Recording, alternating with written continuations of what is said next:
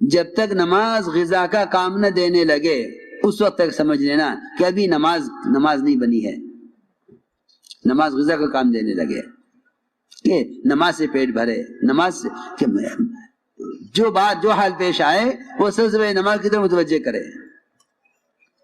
اس طرح ہمیں اللہ کے راستے میں نکل کر اپنی نمازوں میں کمال پیدا کرنا ہے.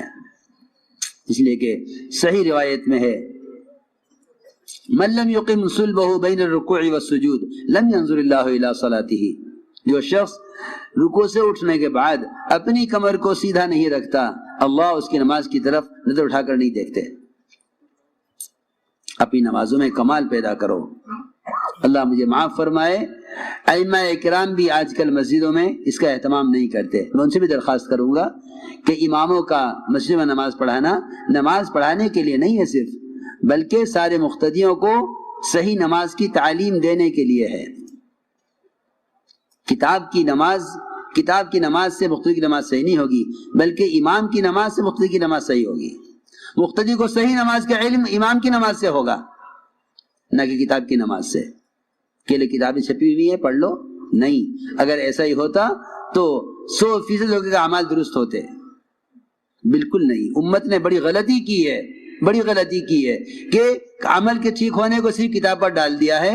حضور اکرم صلی اللہ علیہ وسلم اس امت کے معلم ہیں. آپ نے اپنے مسجد میں آنے والے کی نماز کو خود دیکھا اور بار بار حکم لگایا جا نماز پڑھ، جو نماز نہیں پڑھی، جا نماز پڑھ، جو نماز نہیں پڑھی. نماز میں رکوع سجدے نہیں چھوڑے تھے، قیام اور جو ہے قاعدہ نہیں چھوڑا تھا. صرف اتنی غلطی کی تھی کہ رکوع سے اٹھنے کے بعد کھڑا نہیں رہا، دو سجدوں کے درمیان اطمینان سے نہیں بیٹھ سکا.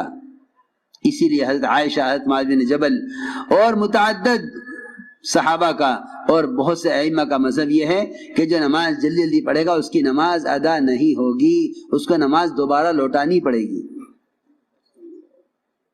اس لیے میں تاکید سے عرض کر رہا، کیونکہ جتنا نقصان اسباب کا ہوتا ہے، جتنے کارخانے بند ہوتے ہیں، جتنی دکانیں چل چل کر کنگال ہو جاتی ہیں اور بند ہو جاتی ہیں، میں سمجھتا ہوں خدا کی قسم سب سے بڑی بددعا نماز کی اسباب کو لگتی ہے. نماز تو خود کہہ رہی ہے کہ بددعا کرتی ہے نماز اس نمازی کے لیے جو اس کے رکوع سجدوں کو بگاڑ کر جاتا ہے. اور لوگ عام طور سے نماز کو بگاڑتے ہیں اسباب کے لیے کہ وہ گاہک دکان پر انتظار کر رہا ہے، مجھے فوراً جانا ہے، سنت چھوڑ کر جائے گا، یہ بگاڑ کر جائے گا. یہ نماز بددعا کرے گی نمازی کے لیے. اسی طرح روایت میں ہے اے اللہ تو اس کو اس طرح برباد کر جیسے اس نے مجھے برباد کیا ہے. میں سمجھتا ہوں کہ باوجود نماز پڑھنے کے جو کاروبار بے نقصان ہوتے ہیں، وہ نماز کی بددعا سب سے پہلے کاروبار کو لگتی ہے. جو نماز کو چھوڑ ہی دے گا دکان کے لیے، اس کی دکان کو تو کیا بددعا لگے گی نماز کی، جو نماز پڑھنے والے کی بددعا لگ رہی ہے دکان کو، کیونکہ نماز صحیح طریقے سے ادا نہیں کی.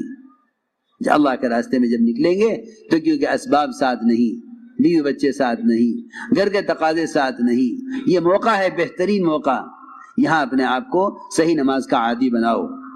ائمہ اکرام کو چاہیے کہ اپنی مساجد میں اس کا اہتمام کریں، کہ نماز کا حلقہ قائم کریں، نماز سکھلائیں، پھر نماز رکوع کرنا سکھلائیں، سجدہ دیکھیں. خود اپنی نماز سے ائمہ کو چاہیے خود اپنی نماز سے صحیح نماز پڑھ کر دکھلائیں، نماز صحیح پڑھائیں. وہ عوام کی مشغولی کی رعایت نہ کریں. آج کل یہ ایک غلط فہمی پیدا ہو گئی ہے عام طور سے مسلمانوں میں کہ نماز ہلکی پڑھاؤ کیونکہ پیچھے بھائی وہ ہیں، تاجر بھی ہیں، ضرورت مند بھی ہیں اور مشغول لوگ بھی ہیں. جی ہاں، یہ بیچارے ایسے ناواقف اور علم سے ایسے پیدل نکلے کہ انہوں نے نمازوں میں مسنون قرات بھی چھوڑ دی جلدی کرنے کے لیے، رکوع سجدوں کا اطمینان چھوڑ دیا. کہتے ہیں من اما بقوم فلیخفف، نماز ہلکی پڑھانی چاہیے. انہیں معلوم نہیں کہ حضور اکرم صلی اللہ علیہ وسلم نے ہلکی نماز کے پڑھانے کا حکم کب دیا تھا؟ جب معاذ ابن جبل رضی اللہ تعالیٰ عنہ نے عشاء کی نماز میں سورہ بقر پوری پڑھی تھی، سوا پارہ ایک رکعت میں، سوا پارہ دوسری رکعت میں. یہ عشاء کی نماز تھی، تراویح نہیں تھی.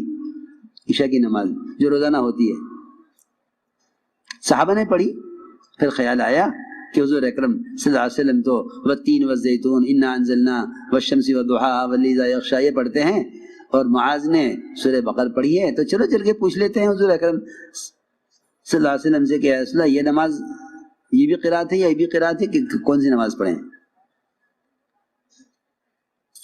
اس وقت آپ نے فرمایا تھا اے معاذ اتنی لمبی نماز اگر تم پڑھاؤ گے تو لوگ نماز سے اکتا جائیں گے۔ آج کوئی سورہ بقرہ پڑھے گا تو ہم بھی کہیں گے کہ بھائی نماز ہلکی کریں، یہ تو نہیں کہ امامی رکوع سجدوں سے کھیلیں۔ کتنی عجیب بات ہے، امام کی کوشش یہ نہیں رہی کہ مقتدی ایسی نماز پر آ جائیں، بلکہ مقتدی کی کوشش یہ ہے کہ امام ہماری چاہت کی نماز پڑھائے۔ اللہ مجھے معاف فرمائے، عوام میں نماز کا شوق نہیں۔ اگر کوئی اطمینان سے نماز پڑھاتا ہے تو عوام یہ سمجھتے ہیں کہ نماز یہ صحیح نہیں پڑھا رہا ہے، کیونکہ انہیں صحیح نماز کا خود علم نہیں ہے۔ مقتدی ناراض ہو جاتے امام سے۔ اس لیے کہہ رہا ہوں تبلیغ میں نکلنا کوئی چلا پلا کرنے کے لیے نہیں، بلکہ اپنے اسباب اپنے مشاغل سے نکلے اس لیے ہیں تاکہ مستقل عمل کے ماحول میں رہ کر عمل سے مناسبت پیدا کریں۔ لمبی لمبی نمازیں پڑھنے کی مشق کرو، سجدے میں سر رکھو اس یقین کے ساتھ کہ میرا سر رحمان کے قدموں کے درمیان رکھا ہوا ہے۔ تم بیوی کے سر میں گود میں سر رکھ کے لیٹے ہوئے ہو، کوئی آ جائے کتنی ناگواری ہوگی، کتنی ناگواری ہوگی کہ میں بیوی کی گود میں سر رکھ کے لیٹا ہوں، سکون سے لیٹا تھا۔ کوئی دروازہ کھٹکھٹا دے کیسا غصہ آئے گا، کیسی ناگواری ہوگی، یہ کیا وقت ہے آنے کا، یہ کون آ گیا اس وقت۔ اگر سجدے میں یقین کرو کہ میرا سر اللہ کے قدموں کے درمیان میں رکھا ہوا ہے تو جی چاہے گا اٹھانے کو، کیونکہ یقین ہی نہیں ہے۔ خبر نہیں امام صاحب کتنی مرتبہ سبحان ربی الاعلیٰ پڑھ رہے، اتنی دیر میں تو 2 سجدے ہو جاتے۔ نماز سے مناسبت نہیں رہی، نماز سے مناسبت ختم ہو گئی ہے۔ اس مناسبت کے پیدا کرنے کے لیے اللہ کے راستے میں نکالا جاتا ہے کہ نکلو اپنے مشاغل سے، اپنے اسباب سے، اپنی کمائی کے نقشوں سے نکلو باہر نکل کر مشق کرو صحیح نماز کی۔ اس طرح لمبے لمبے رکوع سجدے کرنے کا اپنے آپ کو عادی بناؤ۔ نفس کو کچلنا پڑے گا، اور نفس کے کچلنے کا سب سے زیادہ مؤثر عمل وہ رات کا قیام اور تہجد ہے۔ ہم جماعتوں میں نکلتے ہیں، میں نے کل بھی کہا مشورے والوں سے، میرا کبھی دل چاہتا ہے کہ ہمارا سارا اجتماع گاہ رات کو فجر کی اذان سے گھنٹہ بھر پہلے ایسی ہو جیسا دیکھنے والے سمجھے شاید مغرب کی نماز ہو رہی ہے، عشاء کی نماز ہو رہی، ایسے رات کو تہجد پڑھیں سب۔ ایسا تہجد کا منظر دیکھا، ہندا جیسی سنگ دل عورت حمزہ کا کلیجہ چبایا۔ اس منظر کو دیکھ کر ابو سفیان سے کہا ابو سفیان ایک طرف ہٹ جا، میں نے تو اسلام قبول کر لیا۔ رات کا صحابہ کی تہجد کا منظر جو میں نے دیکھا تو نے نہیں دیکھا۔ یہ تھا اصل کام۔ یہ صحابہ اس طرح اپنے آپ کو خروج کے زمانے میں اس طرح مقام پر رہتے ہوئے تہائی رات مسجد کے لیے ایک حصہ مسجد کو دیتے تھے۔ وہاں یہ نہیں کہ مسجد میں تالا لگا تو نماز ہو چکی۔ خدا اس زمانے میں مسجد میں تالے لگتے اس لیے ہیں کہ مسلمان کو نماز کے علاوہ مسجد کو وقت دینے کا علم ہی نہیں ہے، اسے معلوم ہی نہیں کہ نماز مسجد کا ایک ضمنی عمل ہے۔ اصل مسجد کا عمل تعلیم کے حلقے تھے، مسائل کا سیکھنا تھا، ایمان یقین کے حلقوں میں بیٹھنا تھا۔ اس درمیان نماز کھڑی ہو جاتی تھی تو وعدوں کے یقین سے نماز پڑھتے تھے، مسائل کے دھیان سے نماز پڑھتے تھے۔ اس زمانے میں مسجد صرف نماز کے لیے رہ گئی ہے، یہی وجہ ہے کہ نماز پر جہالت غالب ہے، اور اکثر وقت مسجد اکثر وقت بند رہتی ہے۔ اگر کوئی تقاضا پیش آ جائے، کوئی مسافر گزرنے لگے تو اسے مسجد میں نماز کی جگہ نہیں ملتی کہ وہ تالا بند ہے کہ نماز ہو چکی جاؤ۔ حالانکہ ابن عباس فرماتے ہیں نماز ہو چکے فانتشروا فی الارض وابتغوا من فضل اللہ، نماز کے بعد پھیل جاؤ مسجد میں علم کے حلقوں میں۔ ابن عباس یہ فرماتے ہیں کہ اسے طلب علم مراد ہے، طلب رزق مراد نہیں ہے۔ میں تو اللہ سے دعائیں کرتا رہتا ہوں، کہتا رہتا ہوں کاش یہ ہمارے سال لگائے ہوئے بجائے اس کے کہ اگر کسی مدرسے میں تقرری ملے تو پڑھاویں ورنہ تجارت کر لیں۔ کتنی نکمے پن کی بات ہے۔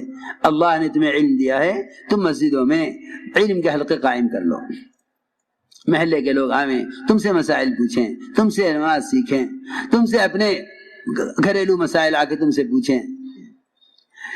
یوں دل چاہے کہ ہر مسجد مدرسہ بن جاوے، یہ دل چاہے ہر مسجد مدرسہ بن جاوے. اتنے علماء فارغین ہیں، اگر ہر عالم معلم بن جاوے تو امت سے جہالت ختم ہو جاوے. جیسے ہر مالدار زکات دینے والا بن جاوے تو امت سے فقر ختم ہو جاوے. مگر یوں سوچتے ہیں کوئی ہم سے پڑھنے کے لیے آئے گا تو سوچ لیں گے، کوئی ہمیں پڑھانے کے لیے بلائے گا تو پڑھا دیں گے. حالانکہ یہ انبیاء کے وارث تھے، ان کے پاس علم اللہ کی طرف سے امت کی امانت ہے، اس امت تک پہنچانا علماء کے ذمہ ہے. یہ تو نہیں کوئی گاہک آئے گا تو دکان کھول لیں گے. تم دکان کھولو گے تو گاہک آئے گا.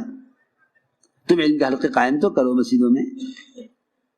تم علم کا حلقہ قائم کر کے بیٹھو گے، اللہ تعالیٰ نے جن کے لیے ہدایت مقدر کی ہے اللہ انہیں بھیجیں گے تمہاری طرف.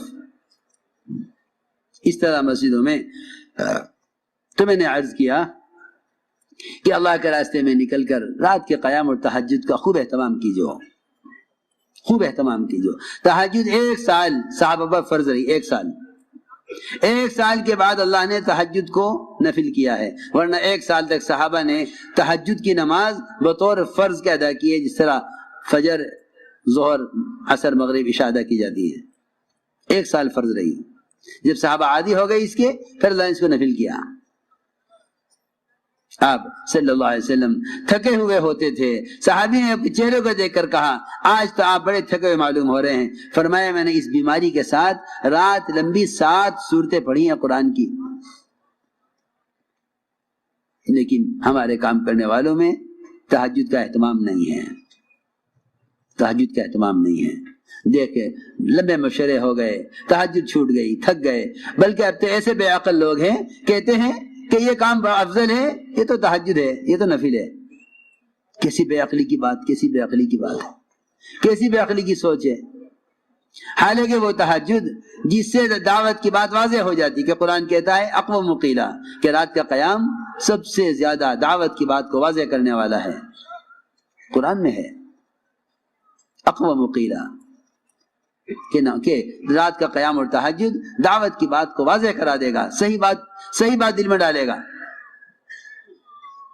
اور یہ فرمایا آگے ان لک فی النہار سبحا طویلا، کہ دن بھر دعوت کے کارناموں میں، دعوت کے تقاضوں میں اللہ کی مدد آپ کے ساتھ ہوگی اگر آپ رات کے قیام کا اہتمام کریں. اور سب سے زیادہ نفس کو کچلنے والا عمل ہے رات کا قیام. فرمایا اشد وطئا، کہ نفس کچلا جاتا ہے رات کے قیام سے. تو اس لیے تہجد کا خوب اہتمام کریں، تہجد کو اپنا معمول بنا لیں. اس میں رزق کی وسعتیں ہیں. تم جا کے اگر یہ نہیں کرو گے تو خدا کی قسم رزق کی وسعتیں سود میں دیکھو گے، جھوٹ میں دیکھو گے.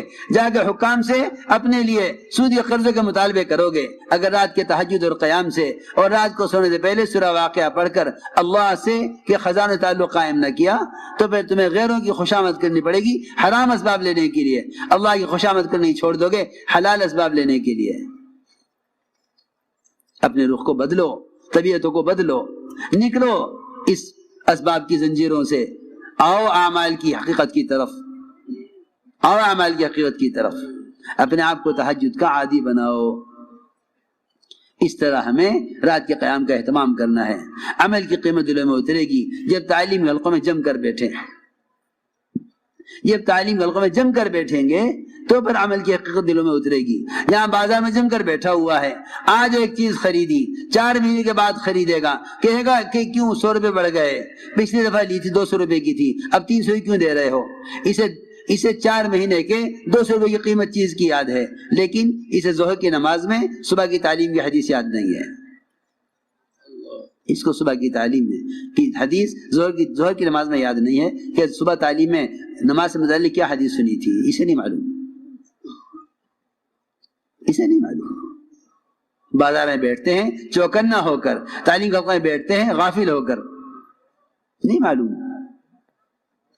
اعمال میں احتساب پیدا کرنے کے لیے تعلیم کے حلقے ہیں، صبح شام تعلیم کے حلقے ہیں، اور تعلیم کے حلقے ہی ایمان کے حلقے ہیں کہ اللہ کے وعدوں کا یقین دلوں میں تازہ ہو. یہ تعلیم کا مقصد تھا. اس لیے جتنی جماعت اللہ کے راستے میں نکل رہی ہیں یہ صبح کی تعلیم میں 3 عمل کریں گی. پہلا عمل کتابی تعلیم جس میں منتخب احادیث ہی پڑھی جائے گی. صبح کی تعلیم میں منتخب احادیث تعلیم ہو. سب سے پہلے قرآن کی تفسیر کے حلقے، اس کے بعد منتخب احادیث سے تعلیم. پھر 6 نمبر کا مذاکرہ انہی احادیث کی روشنی میں. 6 نمبر کا مذاکرہ ہمیشہ ان منتخب احادیث کی روشنی میں کرو، اس لیے کہ 6 نمبر سے مذاکرہ حضرت نے حدیثیں جمع کی ہیں اسی کام کے لیے، تاکہ امت سمجھے کہ یہ 6 نمبر کیا ہیں. یہ 6 نمبر کیا ہے؟ نمبر نہیں ہے، یہ صفات ہیں.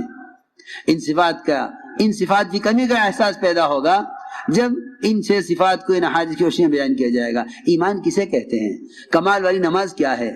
علم اور ذکر کی حقیقت کیا ہے؟ حضور اکرم صلی اللہ علیہ وسلم نے اپنی احادیث سے ان صفات کی حقیقت بتلائی ہے. ہم اگر ان صفات کو بیان کریں گے تو ہمارے اندر ان صفات کے پیدا کرنے کا فکر پیدا ہوگا.